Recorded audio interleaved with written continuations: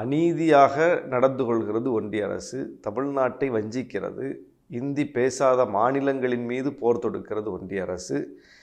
நாங்கள் சொல்லக்கூடிய நிபந்தனைகளை ஏற்காவிட்டால், எங்களுடைய அந்த புதிய கல்விக் கொள்கை ஏற்காவிட்டால் நிதி தர மாட்டோம் என்று ஒன்றிய அமைச்சர் சொல்கிறார்.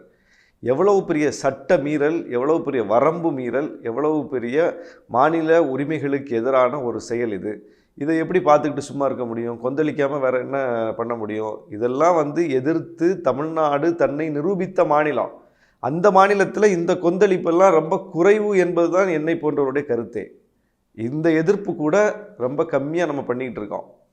எப்படி மொழி போராட்டம் ஆரம்பிக்கும் போது இந்தி திணிப்பை எதிர்த்து எல்லோரும் களத்துக்கு மாணவர் போராட்டம், வழக்கறிஞர்கள் போராட்டம், பார்க்கும் இடமெல்லாம் போராட்ட களம்னு ஒரு தமிழ்நாடு கொதிநிலையில் இருந்துச்சோ அந்த நிலையை நம்ம அடையணும் இதில்.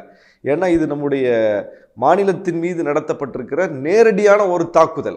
எப்படி ஒரு ஒன்றிய அமைச்சர், எல்லோருக்கும் பொதுவான அமைச்சர், எல்லா மாநிலத்தையும் சமமாக நடத்த வேண்டிய அமைச்சர், அரசியலமைப்பு சட்டத்தின்படி உறுதி எடுத்து கொண்டிருக்கிற அமைச்சர் ஒரு மாநிலத்தின் மீது இப்படி நாங்கள் நிதியை தரமாட்டோம்னு எப்படி சொல்லலாம்? ஒரு மாநிலத்தை நோக்கி எப்படி சொல்லலாம்?